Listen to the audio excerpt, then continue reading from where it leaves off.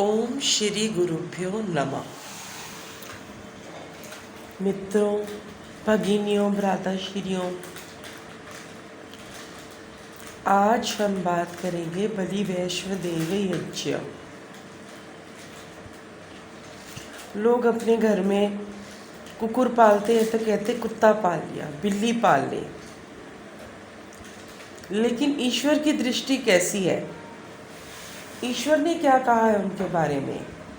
ईश्वर कहते हैं वो यज्ञ है, 5 महायज्ञ में वो यज्ञ है जिसको तुम कुत्ता, बिल्ली, तोता, चिड़िया, मैना कहकर पाल रहे हो, मैं उसको यज्ञ कहता हूँ।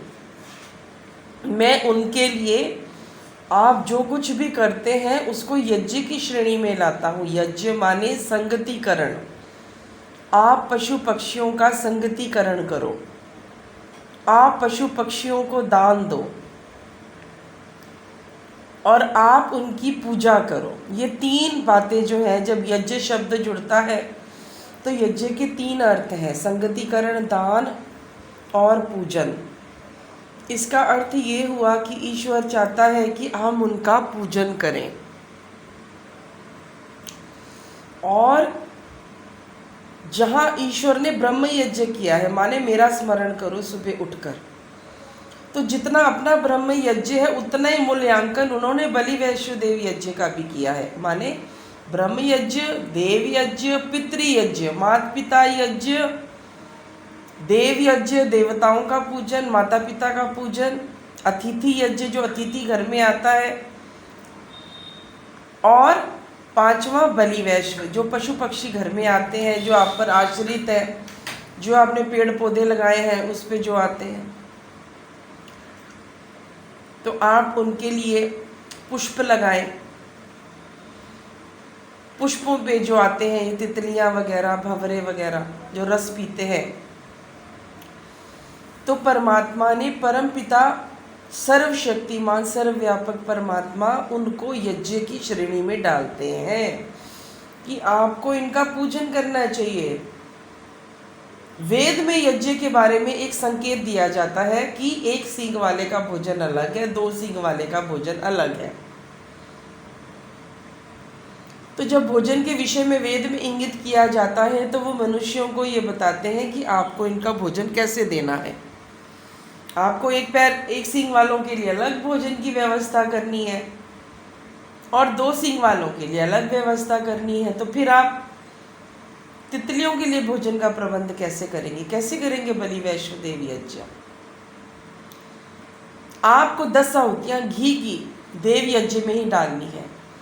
ओम अग्नये स्वाहा, ओम सोमाय स्वाहा, ओम अग्नि सोमाभ्याम स्वाहा, ओम विश्वेभ्यो देवेभ्य स्वाहा, ओम कुहवै स्वाहा, ओम अनुमत्यै स्वाहा, ओम प्रजापत्ये स्वाहा, ओम सैद्यावा पृथ्वीभ्याम स्वाहा, ओम सृष्टकृते स्वाहा। 10 आहुतियाँ घी के अलग अलग देवताओं का नाम लेकर आप पशु पक्षियों को, उन देवताओं को निमित्त बनाते हो कि जहाँ भी ये देवता है, इन पशु पक्षियों को इनके माध्यम से आहार जल पहुँच जाए।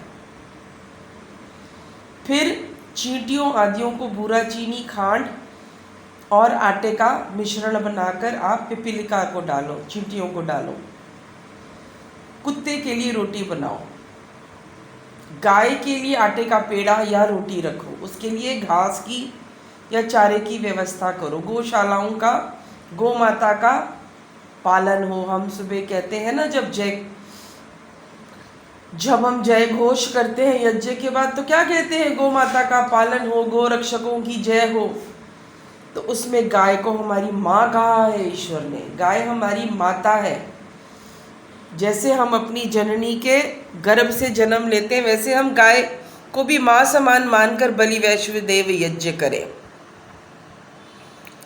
उसके बाद आप बिल्ली आदियों के लिए दूध की व्यवस्था करें और इनसे कुछ सीखें। चींटी से सीखें मेहनत करना, वो कितनी मेहनती होती है। एक खांड का कण लेकर वो अपने घर में जमा करती है। गाय से सीखे ममता, माँ। गाय कभी मांस नहीं खाती, गाय कभी हिंसा नहीं करती। सुअर से क्या सीखें? खेती बाड़ी करना, वो खेती के लिए अच्छा होता है, गंदगी खाता है। इस तरह बाघ से सीखें एकाग्रता। तो ये हुआ बलि वैश्वदेव यज्ञ। ओम तत्सत।